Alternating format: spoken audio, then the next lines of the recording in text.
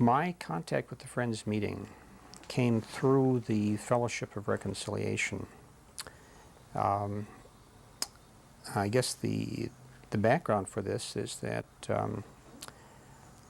I became interested in the peace movement when the first atomic bomb was dropped on Hiroshima, and I think I became a nuclear pacifist at that point. I was in the Army in the Philippines. After the war, when the draft was reinstated, I was a student in California, in Los Angeles, and I became a member of the Fellowship of Reconciliation out there as one way of exploring, I wanted to get to know some of the people in the peace movement, and I was aware of an FOR group out there.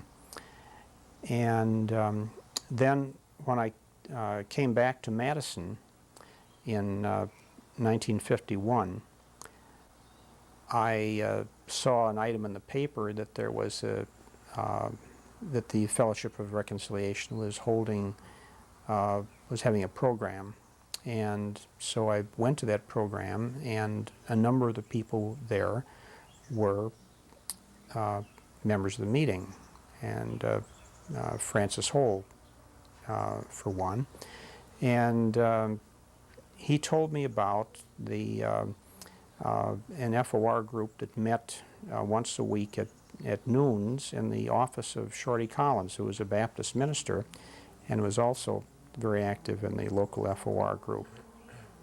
And a number of the people, in fact I would say a majority of the people who came to those meetings were members of the Friends Meeting. Francis Hole and Nat Sample and Lafayette Noda. And at that time, the Friends Meeting was holding its first day meetings for worship at the Baptist Student Center. And through my involvement with that group, occasionally I attended the meeting for worship there. Well, all right, so that was 1951-52. About 1952 or thereabouts, the American Friends Service Committee started to actively program in the Madison area. And the vehicle for that early programming was a film called Speak Truth to Power, which was produced by the AFSC, and we borrowed a copy here, and when I say we, I guess this is sort of after the fact, because I really didn't get involved actively with the meeting group, but through this FOR group, I was aware of what the meeting was starting to do, and the meeting scheduled a public showing of Speak Truth to Power at the Bethel Temple. Rabbi Swarzinski was the rabbi there, and that was a very well-attended meeting. My guess is that there were probably 100, maybe 150 people at the meeting where we showed this film. And it was a very challenging film in that it asked people to really think very critically about the question of where our efforts should go in support of nuclear terror or working for peace. And there was a booklet that came out that supported that film, Speak Truth to Power. And the goal of that whole program was to get people to thinking about the peace movement. All right, so that was really my first introduction to the AFSC. And then the AFSC started to have an active outreach into communities and to involving Friends Meeting in peace education. The staff person who was leading that was Bob Pincus. And he was, I would say, sort of a genius when it came to community organizing and to teaching people how to take on a role in the peace movement. He was sort of a super salesman. I think if he had wanted to sell soap or used cars or appliances or just about anything, why, he would have become a millionaire. But fortunately, he put his efforts, his ability to persuade and his ability to teach and inspire and motivate, he put this to work in the peace movement. He was not a Quaker by background, but he found the AFSC a good place to work, and he directed, as I say, the peace education program from out of the Chicago office. And the pattern that he adopted at that time was to think in terms of a lot of little things that people could do. And they would twice a year, the AFSC would hold a peace education conference. I think the first one I attended was actually in Madison, I believe, and it was for the whole region. People came to that meeting from Milwaukee and Eau Claire and Green Bay and many parts of the state. And so Bob Pincus kind of laid out the program, and he sort of had something for everybody to do, and he provided a way for them to think about their relationship to issues of peace and war. So that one thrust of his activity was to get peace centers started, and so a number of us involved with this little FOR group decided to start the Madison Peace Center. And since most of the folks in that group were in the Friends Meeting, that sort of became the center of it. But in addition to the, well, let's see, there was the Fellowship of Reconciliation and the Friends Meeting and the Women's International League for Peace and Freedom and the World Federalist Association and the Dane County United Nations Association. I think those were the major groups that were involved at that time. There may have been one or two others. We had a lot of support from people in other congregations, the Methodists and Congregationalists, and some of the Catholic churches, and other than Swazinski, was there? I don't know that there were specifically folks from Bethel Temple, but I know that we had a number of people from Jewish background involved in the programs of the Madison Peace Center. And so I went to, I think that they had a conference conferences in Chicago and conferences in Normal, Illinois, and there was usually some time during the AFSC program when they'd have a silent meeting for worship. And so I became acquainted with the benefits of the silent meeting for worship, and occasionally I would attend a meeting in Madison, and this occasional attendance sort of increased bit by bit over the years until I started attending regularly in 1963. Did you have anything you would call a religious heritage prior to discovering silent meaning for worship? My family background was Unitarian. The deep background was Southern Baptist. Both my mother and father were Baptist, and someplace along the way they left that tradition, became Unitarians, and so I grew up in the Unitarian Church here in Madison, and knew Max Gabler, of course, very well, and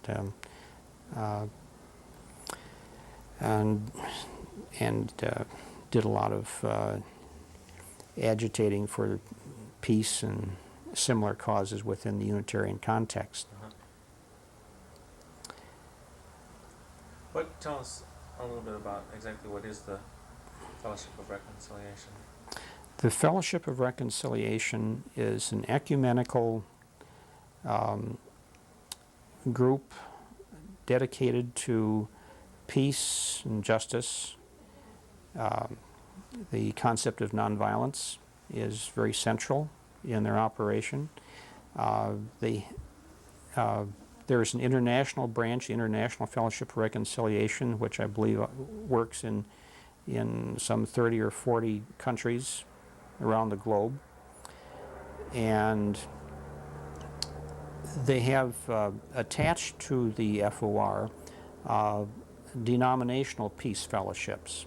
So there is, within that framework, there is a Friends Peace Fellowship, a Jewish Peace Fellowship, a Catholic Peace Fellowship, and a Buddhist Peace Fellowship, and so forth. You can go kind of across the board in the various faiths and find a group of folks that that have a denominational peace group, and then that sort of comes together in the broader Fellowship of Reconciliation.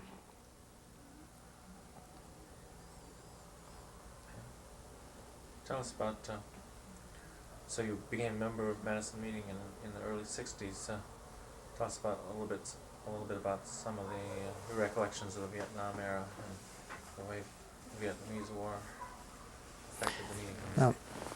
Well, before I get to that, I think that there's some things that I ought to say about the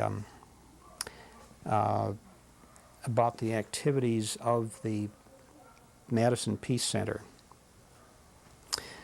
because we started out during the Korean War with with this primary thrust based upon the Speak Truth to Power, and one of the leaders of the AFSC went to Russia. This is while Stalin was still head of things there, and literally speaking truth to power. And they did the same thing in the United States in trying to start people to thinking about peace. And this was, Excuse me. yeah. That light is on camera back there. Okay.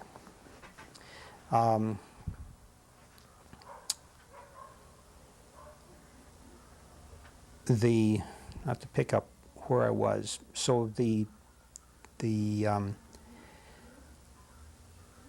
AFSC and its Speak Truth to Power program broadened out into a more comprehensive effort to address a wide range of peace and justice issues. Efforts to stop nuclear testing. And remember, those are the days when atmospheric testing was still going on. And around the mid-50s, the international ban the bomb movement started to gather energy, and the AFSC was right along with that. And in fact, by that time, some of the people who had been active in the Chicago AFSC, and I'm thinking here of both Bob Pickus and Brad Little, and others left the AFSC and went off to join some of these other broader movements working for peace. And Brad Little himself led some of the, he went out and got himself arrested any number of times, climbing over the fence at one nuclear installation or Air Force base or one thing or another around the country. We started the Student Peace Center, the University of Wisconsin Student Peace Center, which that got started in 1955, and that within a year or so, the students came up with the idea of holding the anti-military ball, because the military ball was the biggest social event of the spring, and the students in the Peace Center didn't care for that, and so they decided to sponsor a competing event and called it the anti-military ball. Well, that was a small event in the mid-50s, but then it started to gather steam, and by the time the Vietnam era rolled around, why, that was the big social event on campus. It completely outnumbered the regular military ball during the Vietnam era. Well, Our recollection is ROTC was compulsory back yes. around that time. Well, I don't know that ROTC was compulsory. Physical education was compulsory. I don't think the ROTC program was ever very large. I don't think it could be compulsory. It's another question. An important part of the story of the peace movement in Madison revolves around Chester Graham. And see, the Madison Peace Center always suffered from just simply nobody really having the time to give it the attention that it deserved. We were all working full time. And Chester Graham, who was a member of Meeting and had been working for the National Farmers Union as a union organizer, he'd also worked for the Friends Committee on National Legislation. Well, he reached age 65 and retired and moved back to Madison.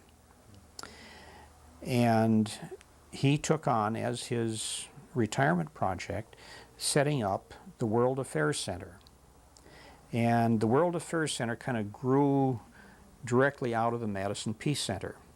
The same group of organizations that had been in the Madison Peace Center kind of folded over into the World Affairs Center, and Chester negotiated with the owner of a building in the 600 block of University Avenue.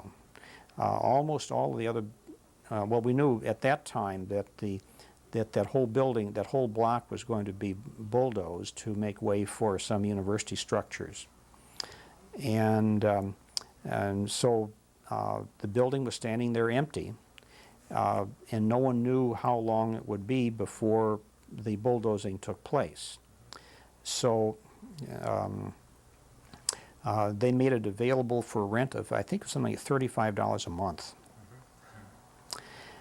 And so Chester moved in, and we had held cleanup parties there and painted the place up, and we had space there for offices for just about any peace group that wanted it. So the WILPF and the AFSC and FCNL and so forth. All of these groups had office space there, and space to hold meetings and set up displays and sell books and buttons and all this stuff.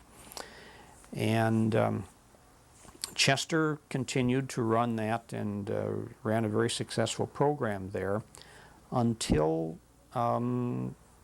sometime around 1965 or thereabouts, when his wife, Jo Graham, was offered the position as the director of the Women's International League for Peace and Freedom in Philadelphia. And so they moved to Philadelphia, and others took over the running of the World Affairs Center.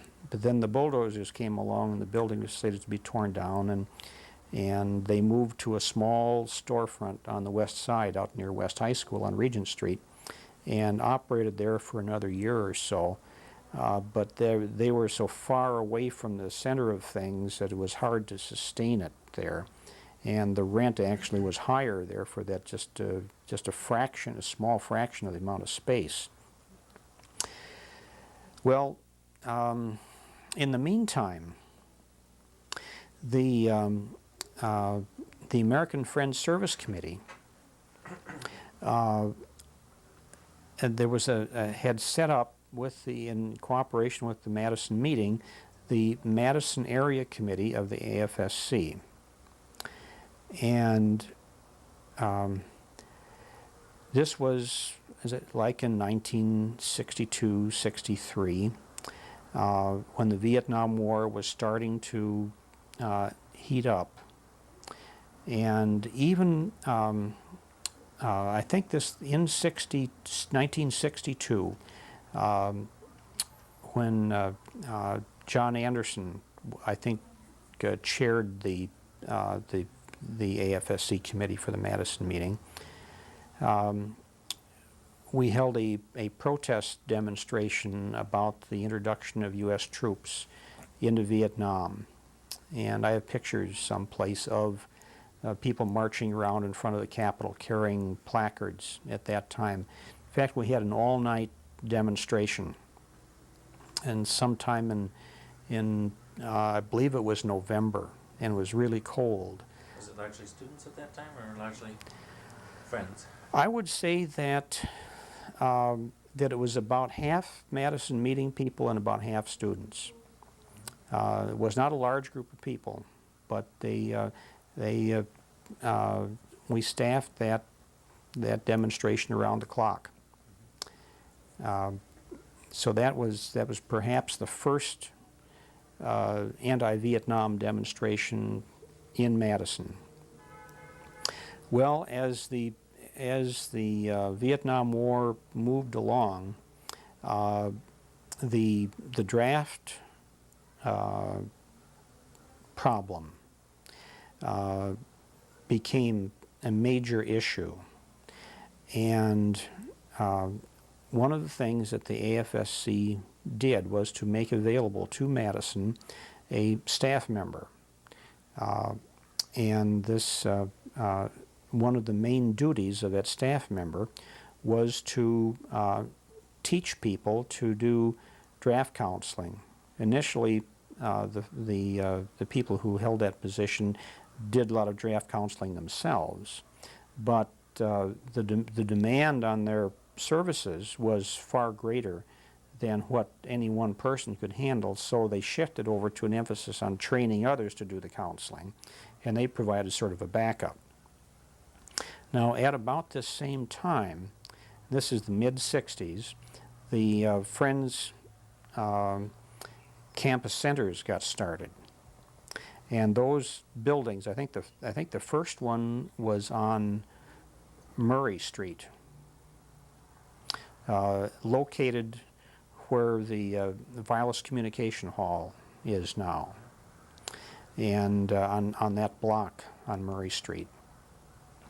And our AFSC staff person had an office in that building, and there was a steady stream of people in there to get draft counseling and to get training, and as used as a place to hold meetings. And was the Friends Campus Center project of Madison Monthly Meeting, or?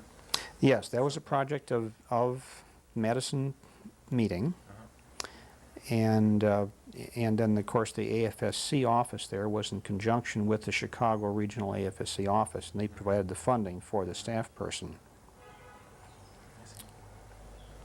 Can you give us a little bit more clear idea of exactly how Jack Tiffany fits into all this? Well, Activity? at that time, I was I'd been involved in that demonstration on the square.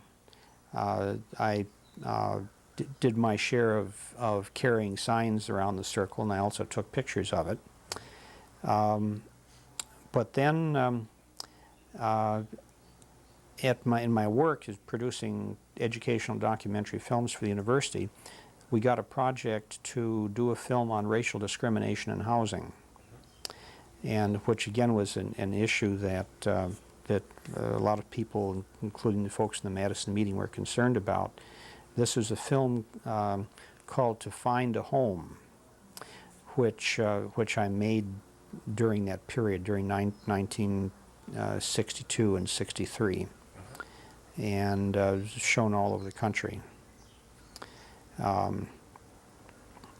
So while that film project was going on, that became sort of a major preoccupation, and I wasn't quite as active as I had been earlier when the Madison Peace Center was going. But I was a member of the Peace and Social Concerns Committee, the AFSC committee, during that time. That committee provided oversight for the work of the staff person at the Friends Campus Center. And then, all right, so that they had to move the house to another location because the buildings were being torn down. The buildings on Murray Street were being torn down to make the Wireless Communication Hall, and they moved to a house on Brook Street, right near the corner of Brooks and, well, sort of halfway between University and Johnson Street. And I attended many meetings there, and at one time or another was the AFSC representative or Friends Meeting representative to large meetings, but they the elders were involved at that time, and Betty Boardman, and it seemed like just endless meetings, hashing over questions of strategy and trying to hold out for policies of peaceful demonstrations versus some of the students that wanted to trash everything and move things in a more violent, confrontational kind of style. So in the house on Brook Street, Scott Herrick, who is now still has some affiliation with the meeting and has served as our attorney. All right, Scott Herrick had been a social studies teacher in Illinois before going to work for the AFSC as a draft counselor and coming to Madison. And while he was here, he realized that he was really functioning in a quasi-legal capacity, and he discovered that he liked doing that kind of work. So after his 2 years with the AFSC were finished, he went to law school here and eventually completed his law degree and is now practicing law in Madison. And he has represented the meeting in some of the meeting's legal matters. So, in the Madison peace movement in general, not just within the Friends, there was at least it was my impression, having grown up here during that time, that there was definitely a movement away from peaceful demonstrations. How did the peace movement during the Vietnam era in the meeting house fit into the general picture of the Madison anti-Vietnam War movement? Well, at one time, let me put it this way. The feelings about the Vietnam War were so strong, and the opposition to the war was so strong. And In the meeting house. I would say in the community at large, and particularly on campus, but among young people. Just hold it a minute. I'm going to take the phone off the hook. Hello? Yes. The meeting house approach to Okay.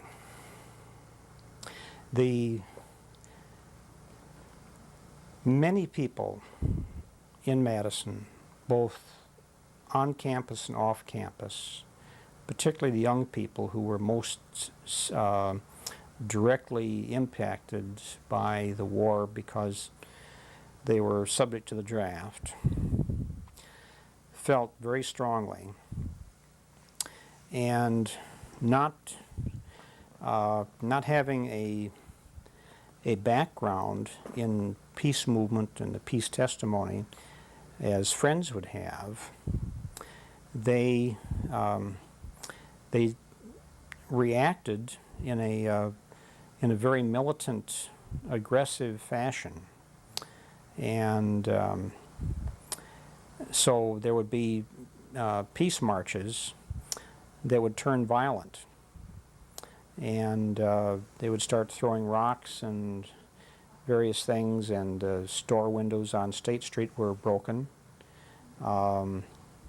In fact, you can see this in the Walgreens store on State Street, which prior to the 1960s had a regular plate glass display window, like most stores on State Street have.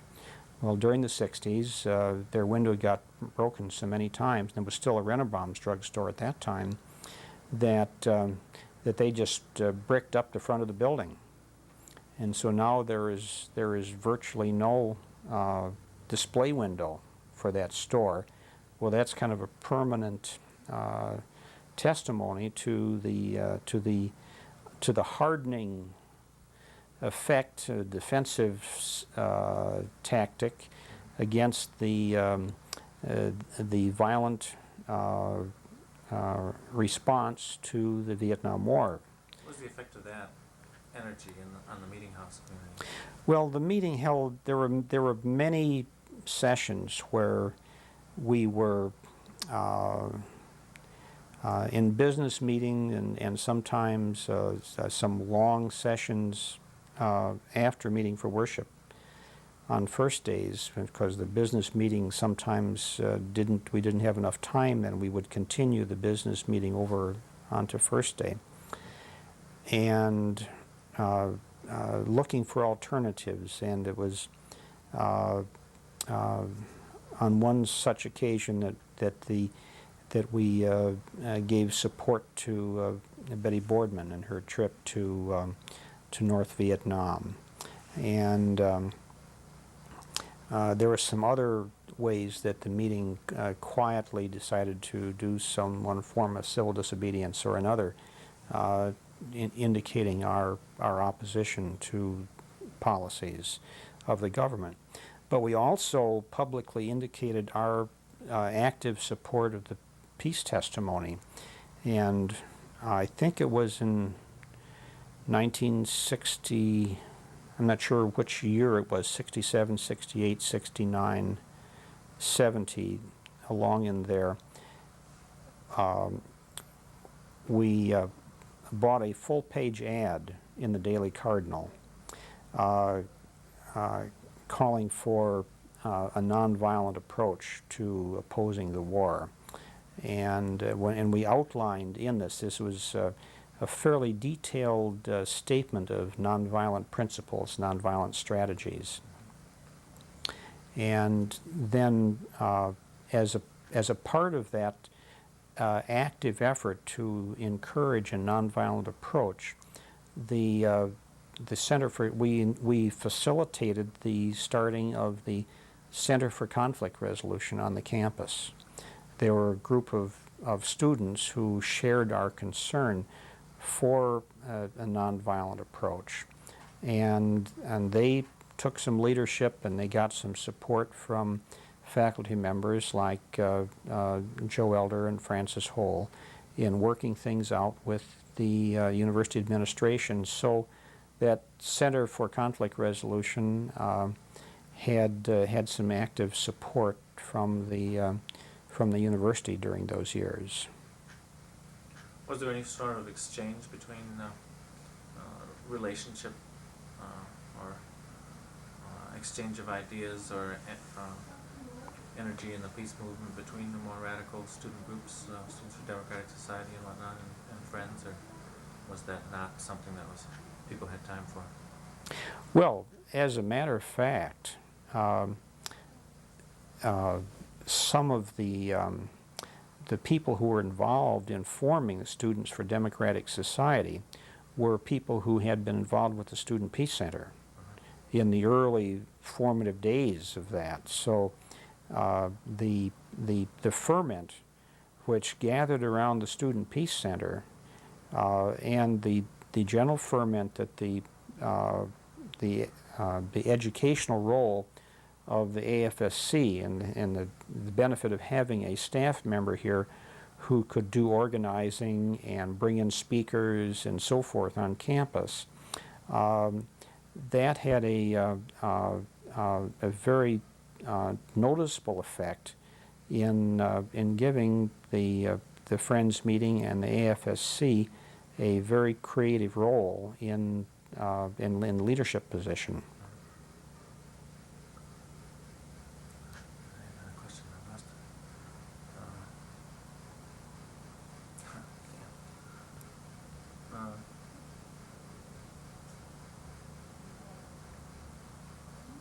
I'm drawing a blank right now. I had another question and I took my tongue on it.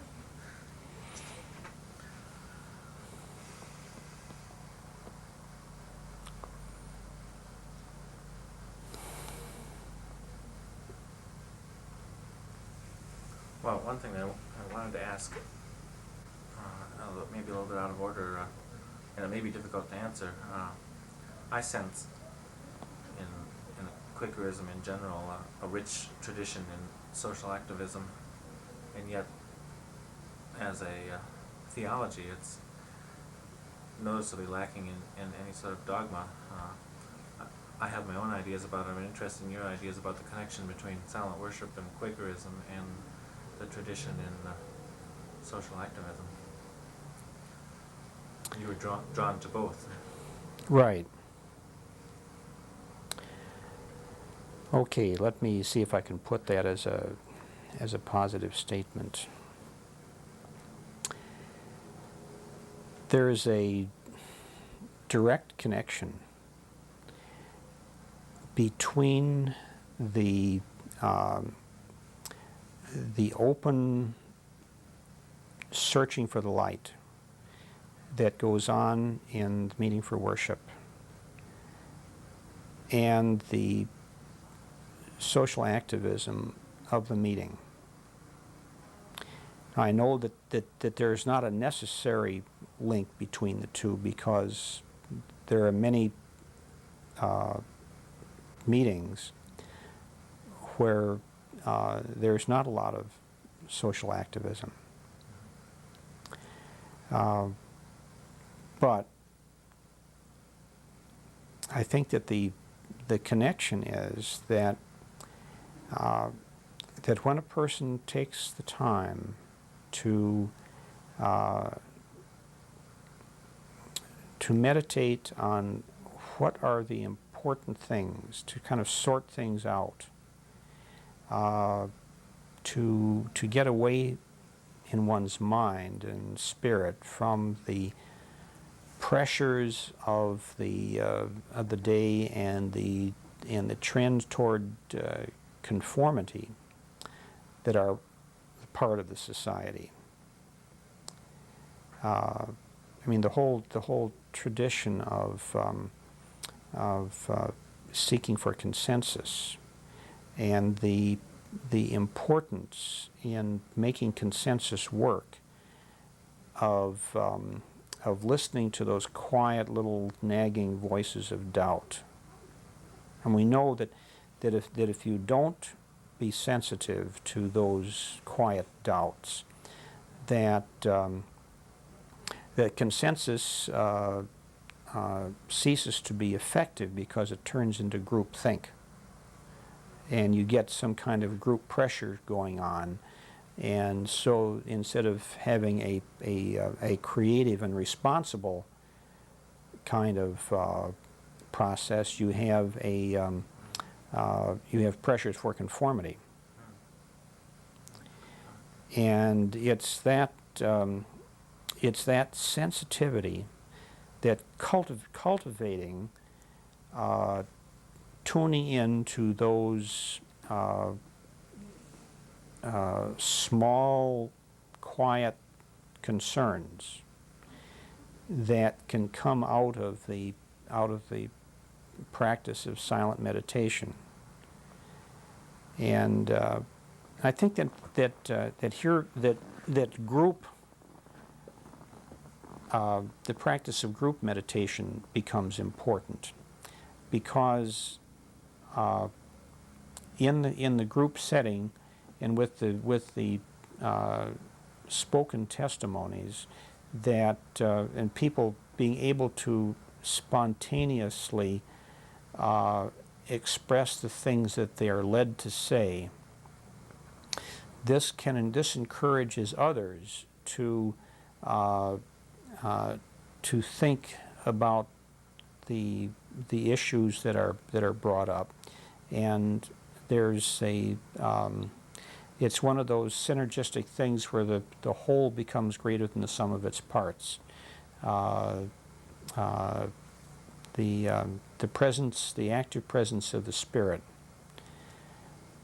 and in that it can become abundantly clear that some things need to be done differently. And it encourages bringing together one's principles, the ethical and moral and spiritual principles that comes out of the religious tradition, with the pressing issues of a day. And then as those awarenesses grow, then the need to do something about it grows. And again, the situation of the unprogrammed meeting provides an open space in which the emerging sense of awareness of the participants in that process that something needs to be done differently, and then the joint searching together for ways of acting that give meaning and direction, and that can lead toward a solution. So in that, I think it provides a context where where activism can emerge. It doesn't always emerge, and there certainly are times when the meeting is more active than others. But it provides a way of encouraging that. That's good. That brings me back to the question I had originally wanted to ask before that, but it fits in nicely at this point as well, and that is a little bit of the sense of the discussion in reaching consensus to support Betty Boardman in her trip to North Vietnam. Well, I was, okay, I knew that this was going on, but in a sense, it came up very quickly. Here was this fantastic news. Betty Boardman is planning to go to North Vietnam. And all right, they've got the boat, and then all of a sudden they're going to be leaving next week. And it just happened so fast. I'm sure that the preparation for it had been going on longer, but by the time that we knew about it generally in the meeting, it seemed that it just moved along very quickly. And it was, well, we had known about the ship, the Phoenix, prior to that, because Earl Reynolds, who owned the ship, the Phoenix, was from Madison, and his wife lived here for a while, and I had had a chance to meet her. Several people in the meeting met her, and they provided us with a copy of a movie about the ship, the Phoenix, which described the encounters. It was a 16mm movie that Earl Reynolds made while he was having his encounters with the United States Navy and protesting the nuclear testing in the Pacific. You had mentioned that meetings for business, there wasn't enough time to conduct meetings for business, and then it overflew on the first day. Is that because of the anti-war activities that were going on in Madison? I would say so, because there were so many things that we needed to talk about, and on top of the major just the regular business of meeting, and there were a lot of unresolved specifics. Okay, we talked a little bit about sort of the buildup of energy of the peace movement and its relationship with Madison meeting as the Vietnam War sort of escalated. So let's sort of go on the downside of that then, sort of cooling off of the Madison peace movement and its relationships with the meeting house in the years since then. Maybe I'd Sure. like to know more about, get more of a flavor, a sense of what those monthly meetings for business were like, those long ones, if you could describe them in a little bit more detail. Well, what I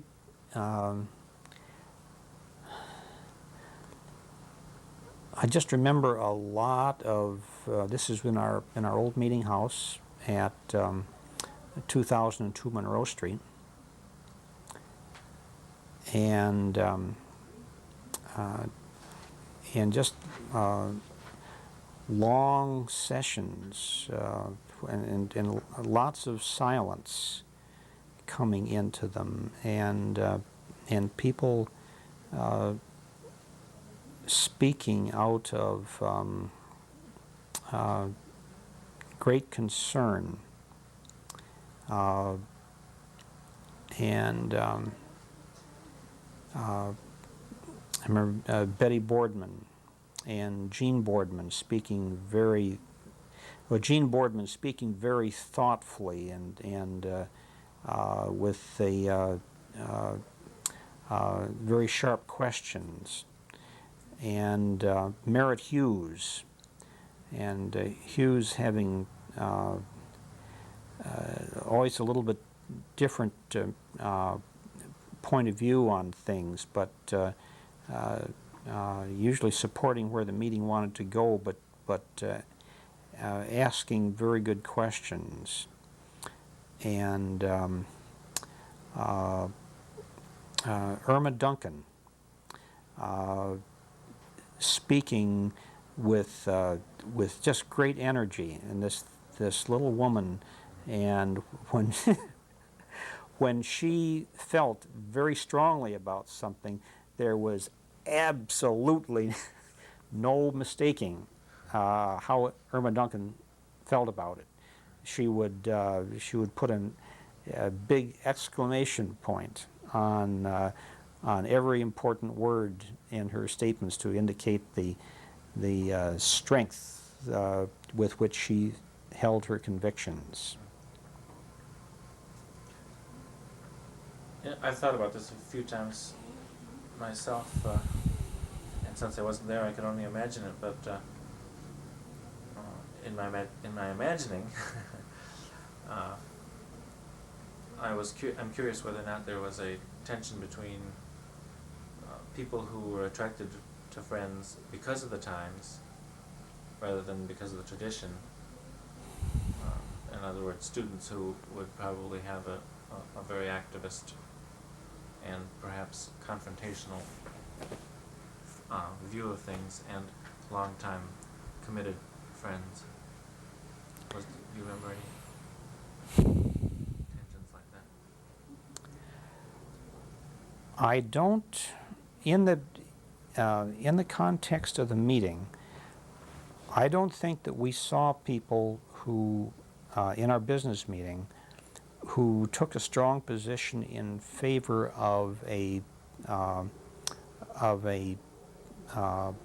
militant or destructive approach. I think there was the people who came to Friends Meeting who saw this as a meaningful way of coming together with others of like mind, came to meeting because of a conviction about nonviolence.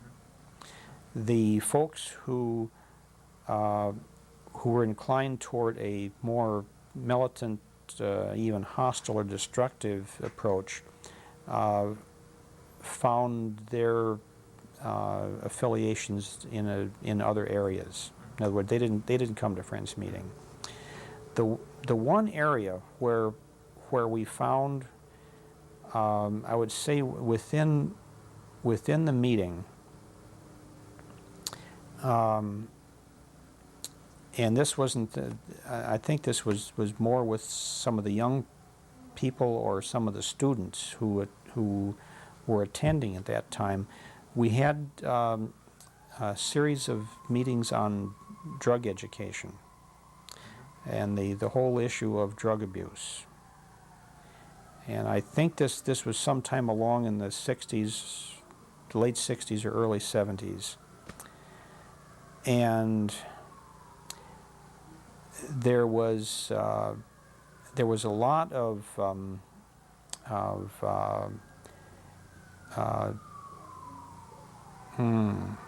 kind of challenge, because there were accusations that the meeting was being hypocritical in opposing all drug use, because of the marginal, even though the meeting was, many in the meeting were opposed to tobacco and to the excessive use of caffeine and so forth. The whole issue of there were people,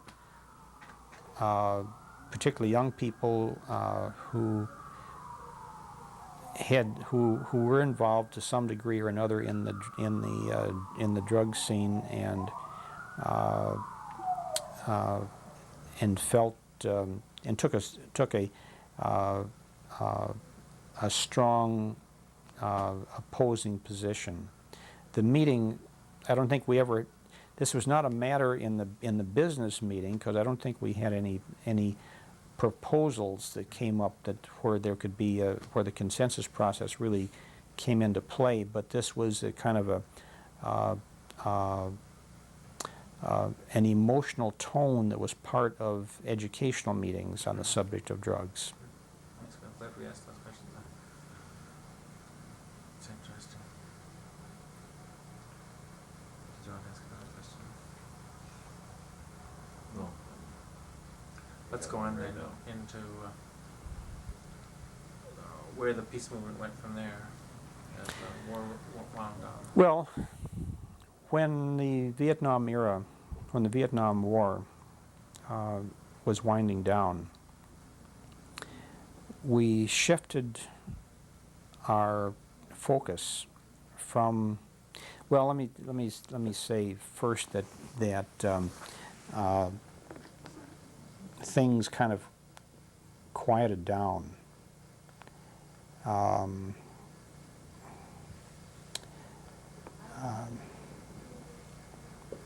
Excuse me just a minute, there's a technical question. Did we put the focus on automatic?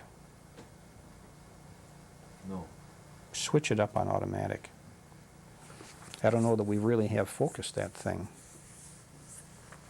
What? Put the focus on auto. Is the focus? Yeah. It's on automatic now. I put it up, yeah. Okay. I focused it when Dick was in the chair, and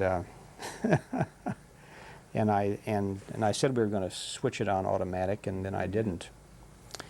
So I have this little box on my screen. This little rectangle. Yeah, that tells you that's the area in which the focus is being set. Okay. It'll focus sharp on whatever's in that box. Keep checking the box. Yeah.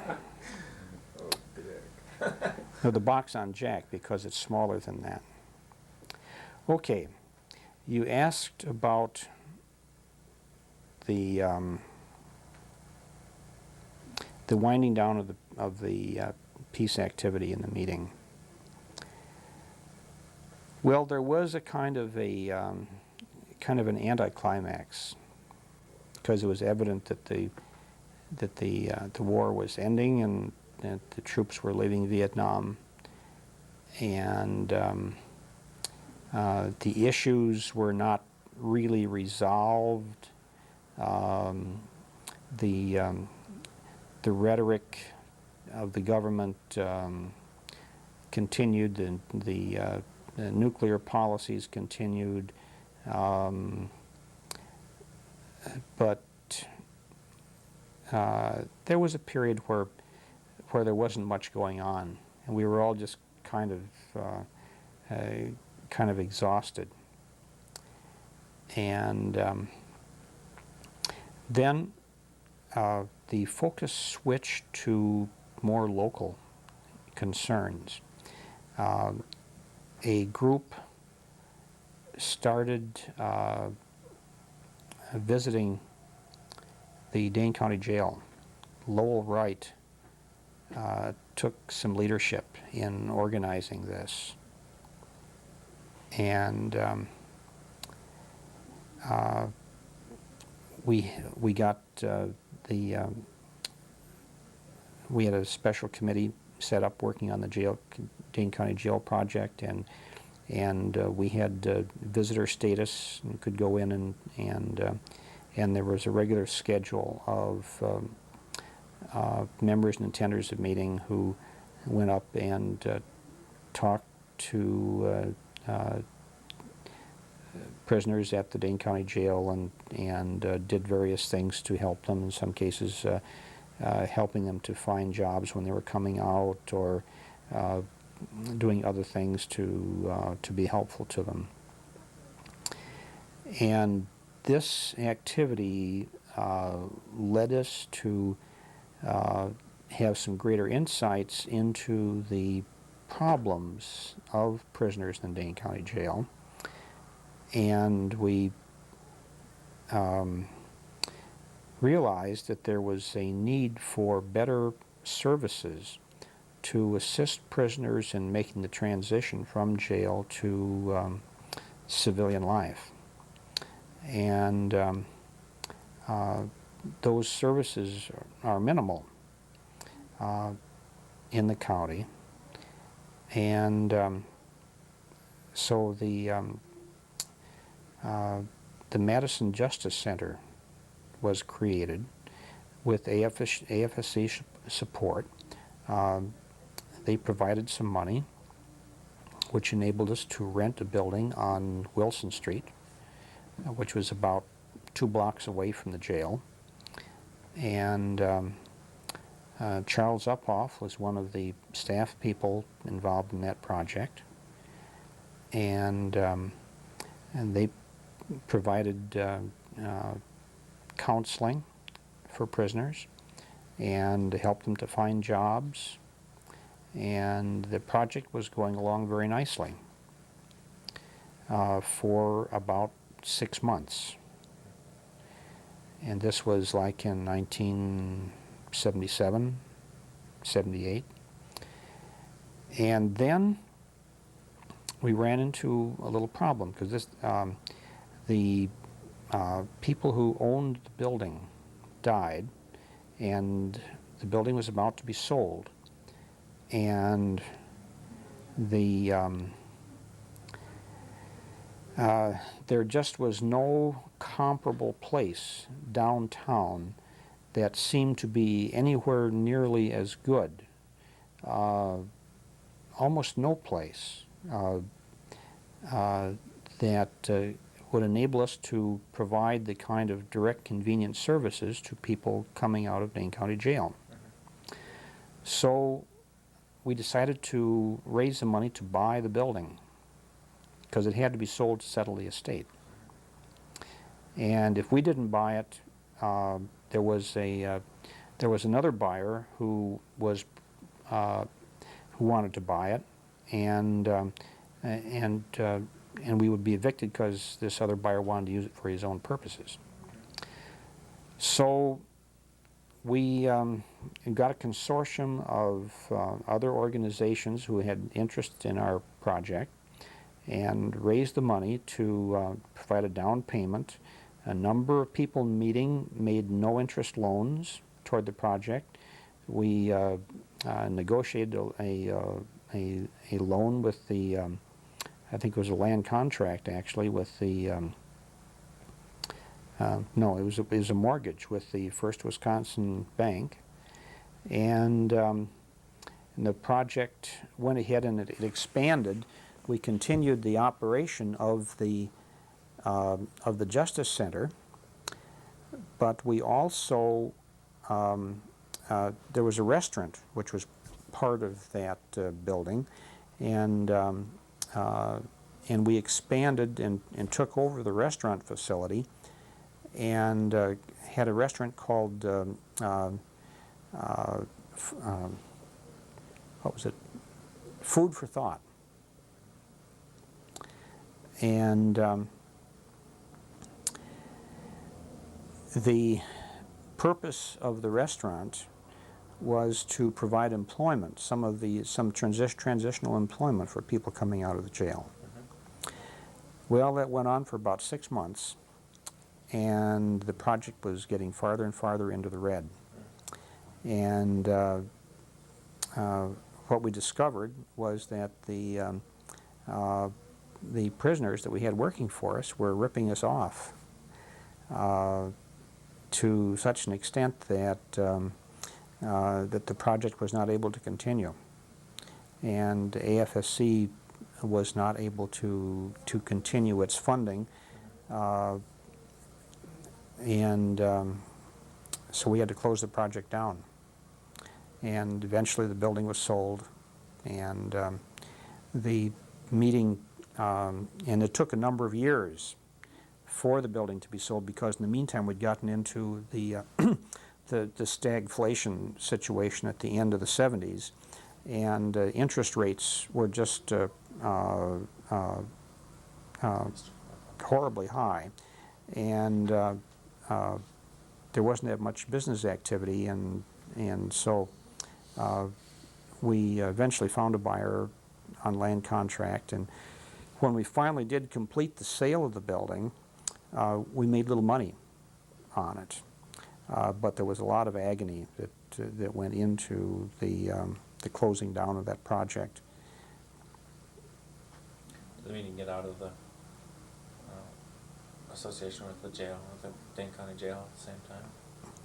Well, at that point, yes, the the problems with closing down the Madison Justice Center were such that that by the time that we got through with that, we really did not continue the jail visitation in that same form. One of the things that happened was that Lowell Wright tragically died of a very sudden heart attack right in the midst of all that, and without his leadership there, things didn't take quite the same direction, and the meeting's interest in jail visitation was transferred to visiting Oxford Prison. And for a number of years, we had regular carloads of people drive from Madison on Sundays up to federal prison at Oxford to meet with the inmates there on Sundays and hold a meeting for worship. And that's no longer done. Where did that tradition go? Well, we had a kind of a stable group there for a while, and we had the right combination of people, and there were prisoners that wanted to meet with us, and my impression that as those prisoners in our group transferred out, we somehow didn't increase the number of people who wanted to come to a Quaker meeting, and there were only a small number of prisoners there, and I can't speak with much authority as to exactly what happened because I wasn't part of that group.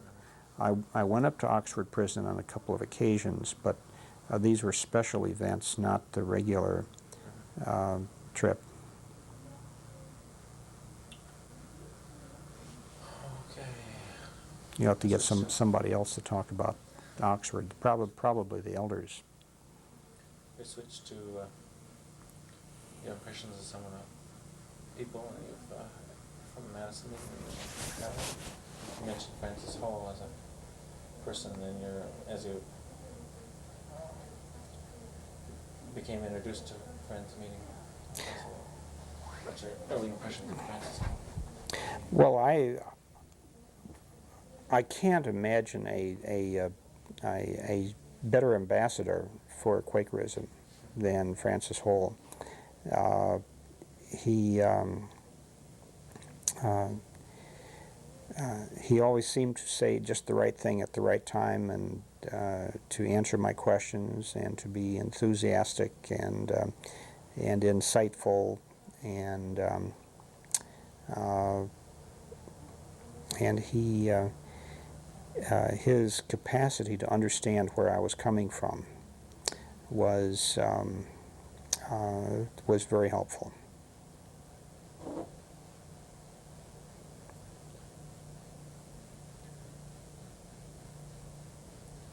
I sense in your answer the importance of Francis in terms of directing you towards meeting specifically rather than the sort of peace-oriented activities of meeting. Well, I wouldn't say that he did this. Let me start over again on that. Francis Hall did not say anything or do anything to specifically induce me to come to Friends Meeting. But the enthusiasm and the insightfulness with which he discussed the meeting and its activities and its philosophy made this attractive.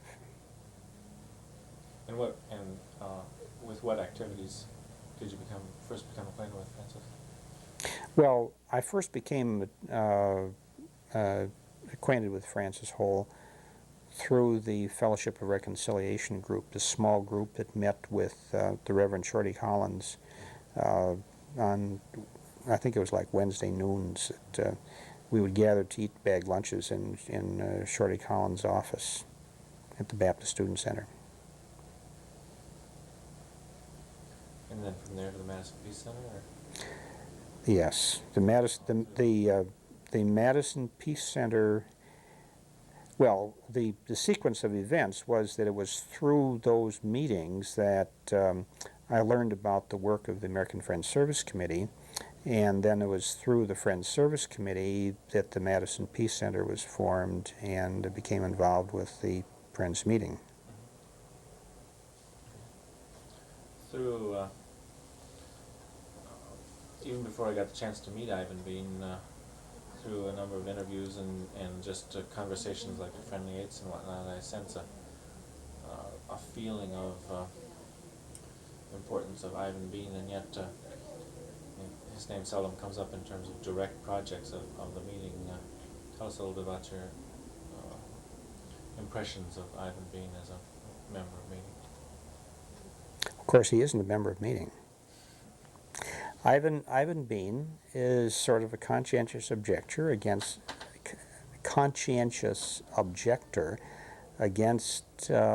affiliations, and so he has attended regularly as long as his health permitted, and it's only until recent months when his health has not permitted that he has failed to be there regularly every first day. Sometimes walking or riding the bus a great distance in order to get there. But I during all the years that I was around campus, I would see Ivan Bean frequently, like once every week or once every 2 weeks, just on the streets. And every time I met him, there would be a long conversation about some philosophical point, something about Quaker history, or something from his readings in philosophy and history and art and whatnot. And he always had something that he was reading and that he was enthusiastic about. What about the Boardmans? Gene Boardman was a very scholarly member of meeting,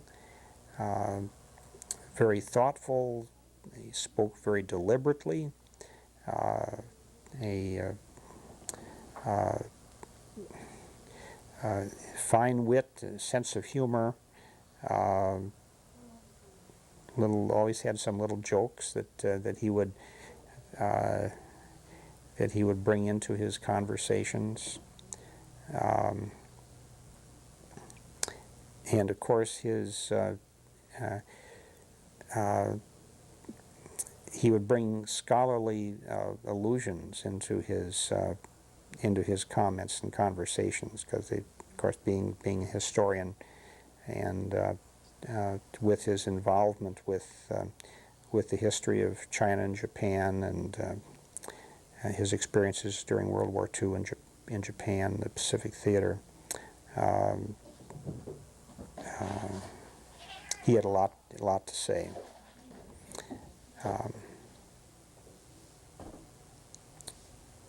But he was also quiet, but when he spoke, it was always with something very germane and illuminating. And Betty Boardman, with her great enthusiasm and energy for doing things, she provided very important leadership for the peace movement. In that, when she decided that something was worth doing, why, she would galvanize the energy of lots of other folks to also come in and get involved and do things. And you mentioned the samples as people.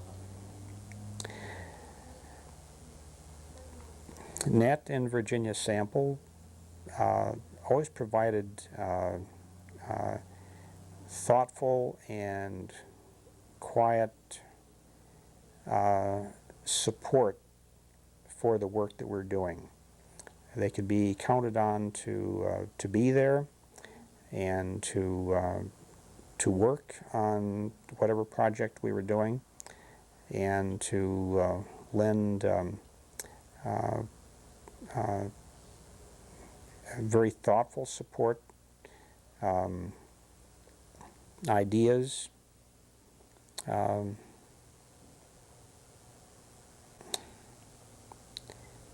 with good humor.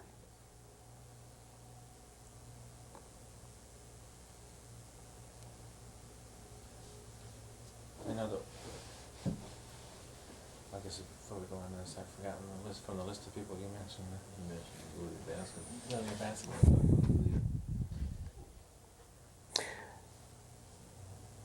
Lilia Bascom was a little bundle of energy and wit, and I really did not know her very well, but because she died, well, her health kept her from attending meeting regularly. Shortly after the time that I started attending, but she was a regular attender for a while there, and she was a tiny little woman, but when she felt strongly about something, there was no mistaking her view on it, and she had a lot of determination and very penetrating insights, and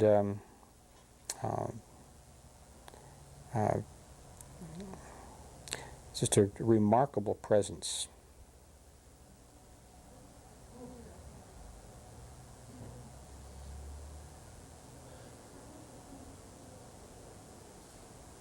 Are there others?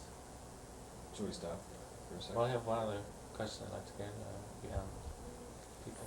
Okay. That has to do with my first awareness of, as a fairly recent attender of your effect on meeting, has to do with the portraitures that are present in the meeting house wall. Tell us a little bit about the beginning of and your involvement in the collection of the portraits. Well, the idea of having a display of photographs, portraits of the members and attenders of meeting, really came from Jean Boardman. Betty said it was her idea. Well, it may have been Betty Boardman's idea, but it was Jean who mentioned it to me. And of course, the concern was that that then, as now, we have such a turnover of participants in the meeting, because being in a college community with people coming and going, it's difficult to get to know the names of everybody, and there can be familiar faces that, but you just may not have an occasion to get to know them and to introduce yourself and so forth. So Jean brought up the idea, proposed that we do it, and I got a start on it, but really didn't. This was when we were at the other building back in the mid-'70s sometime. But then after I retired, I had a little bit more time, and had switched over to working in color, which where the processing was done by a commercial lab. So, well, it was a little more expensive. It was a lot easier to get done. I didn't have to do all the darkroom work on it myself. So anyway, in 1987, we started systematically doing the portraits of everybody who we could get to sit still to have their portrait done. What are your plans for the portraits? Well, we plan to continue the project with doing new portraits a couple times a year as new attenders come, and inevitably, of course, people move on, and so we'll probably start putting those from people who have left to go elsewhere, put them into an album, and so that those that are up in the gallery are more current. But I see no reason why it shouldn't continue. Me neither. It's a great idea. Whether it was Jeans or Jackson. Randy Korda revived the idea. So in other words, it sort of had two histories. It was Gene Boardman's idea initially, and then after we moved into the new meeting house and the remodeling was done, and there was a nice space left for the display of the pictures, then Randy Korda revived the idea.